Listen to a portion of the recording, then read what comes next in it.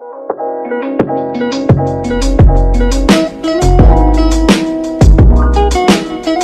today's video, isi-share ko naman sa inyo ang step-by-step tutorial kung paano kayo makakuha ng PSA birth certificate online. Bago yan, kung kayo ay bago sa aking vlog, please consider to subscribe para updated kayo lagi sa mga informative na mga videos ko. Ngayon guys, sa cellphone ninyo, may Google search dyan. Open nyo lang yan. Click nyo yan. Dito sa may search, click nyo lang yan. Then, i-search nyo lang yung PSA birth certificate online. Ayan, then lalabas na agad yung itong PSA helpline. So, click natin yan.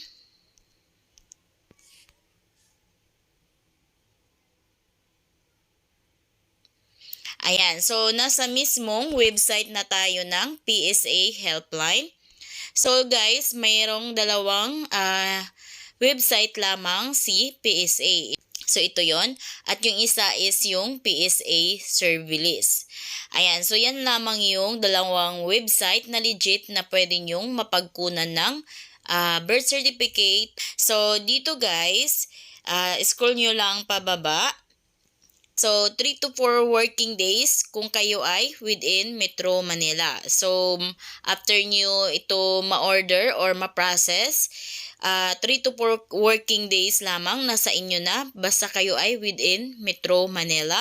Pero kung kayo ay outside Metro Manila, so 3 to 8 working days ninyo matanggap yung birth certificate ninyo. Ngayon, click na natin tong order now. Dito, mamili lamang kayo kung anong klaseng certificate nga ba yung kukunin nyo sa PSA. So, sa akin is birth certificate. Click natin yung birth. Dito sa my box, click nyo lang yan. Then, click continue. Then, dito mamimili kayo kung para kanino yung birth certificate. So, kung birth certificate ninyo mismo ang kukunin ninyo is click nyo itong my own birth certificate. Then, kung para naman sa anak ninyo, kapamilya ninyo, like kung sa magulang ninyo or sa anak ninyo, so click nyo itong for someone else. So, sa akin is kukuha ako ng birth certificate ko. Click natin yung my own birth certificate. Then, click continue. Dito sa pinakababa, click continue ulit. Scroll nyo pababa. Then, dito, your sex. Kung kayo ay female, halimbawa kayo ay babae, click nyo yung circle ng female. Dito sa civil status, kung kayo ay single, so click nyo yung circle ng single. Dito naman sa first name, lagay nyo yung pangalan ninyo, middle name, at saka apelyido ninyo. Next is your birthday. Click natin tong month. Halimbawa, tayo ay pinanganak nung July. Click natin yung July. Then, click natin yung day. Halimbawa, 7. Next is year. Click natin yung year. Halimbawa, 1996. Okay, next is your government-issued ID. So, dito, select ID type tayo. Click natin yan. Then, mamili kayo dito kung anong ID yung ipipresent ninyo once na i-deliver sa inyo. Halimbawa, ang meron kayo is Pag-ibig ID. So, piliin nyo dito lang guys kung anong meron na ID kayo. So, yun yung piliin ninyo dahil yan yung i-present ninyo sa mag-deliver ng birth certificate ninyo. So, sa akin halimbawa Pag-ibig, ayan. Then, click continue na. Ito naman, your name as it appears on your birth certificate. So, make it sure your name is spelled correctly as it appears on your certificate of live birth. So, double check your information kung tama ba, then click continue. Dito naman is your father's name. Ayan, so kung kayo ay walang father's name, click nyo tong box guys. Click natin yan. Ayan. So, pag once naka-click yan, naka-check yan, so, ang nakalagay is not applicable na. So, hindi na natin yan ma-fill out. Ayan, para lang yan sa mga walang father's name. So, uncheck natin yan. Ayan. Dito, lagay nyo lang yung pangalan ng papa ninyo. Then, yung middle name niya at saka yung apelyido niya. Then, click continue. Dito naman is your mother's name. Lagay nyo lang yung pangalan ng mama ninyo, middle name niya, at saka yung last name niya sa pagkadalaga. Mother's maiden middle name niya sa pagkadalaga, at apelyido niya sa pagkadalaga. And after nyo ma-fill out mga to, click continue. Next naman is your birth country. So, of course, tayo ay nasa Philippines, so wag na natin yung baguhin. So, kung kayo ay pinanganak sa ibang bansa, so pumili lang kayo dito. Then, your birth province, click natin yan. Then, halimbawa kayo ay pinanganak ng Mindanao, so hanapin natin yung Misamis Oriental. Ayan. Next is your birth municipality. Click natin yan. Then, halimbawa, Hinguog City. Ayan. So, click natin yan. Then, click continue. Then, para saan nga ba yung pagkuha ninyo ng PSA birth certificate ninyo? Halimbawa, sa akin is claims or benefits or loans. Click natin yan. Ayan, then scroll nyo pababa, click continue. So, dito, nakaganda dito is mismong door-to-door i-deliver sa inyo ni PSA yung birth certificate ninyo. Pwede din kayo makapag-process na i-pick up ninyo yung PSA ninyo. So, pag ganon, click nyo lang itong pick up. Pero, mas maganda guys kung sa door-to-door na kayo dahil less hassle at hindi na kayo mamasahe at walang pila.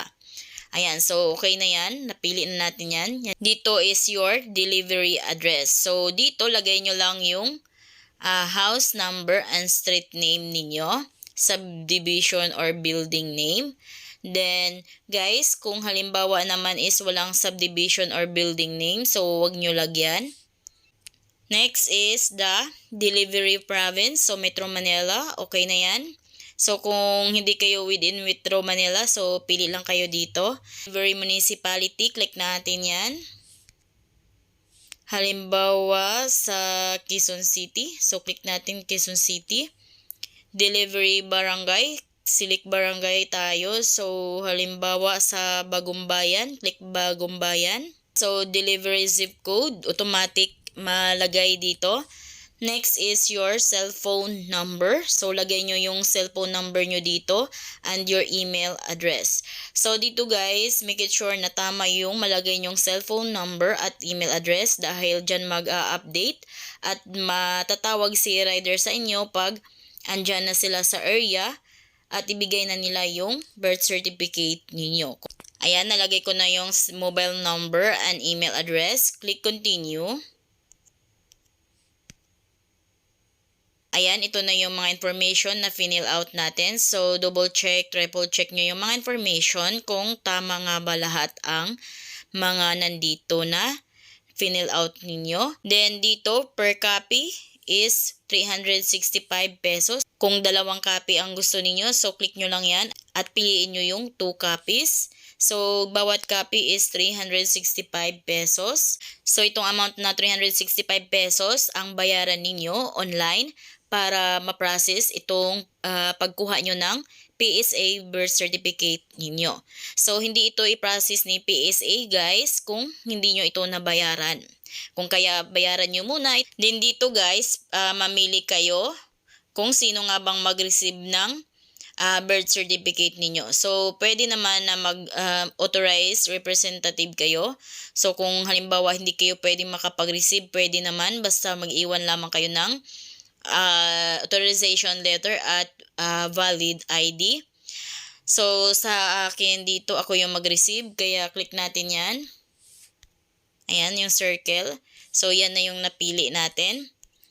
Scroll pa natin pababa. Then, please confirm.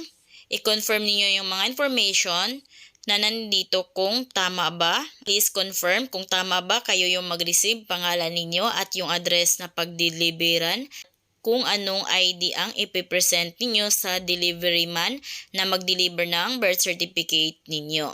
Then, take note dito guys, hindi ibibigay ng delivery rider kahit may authorization letter yan kung ang napili nyo dito sa taas is I am the only one who will receive the document. Kung kaya ikaw lang dapat ang mag-receive dahil ito yung pinili ninyo. So, ngayon, dito sa may box, click nyo yan. Then, click continue.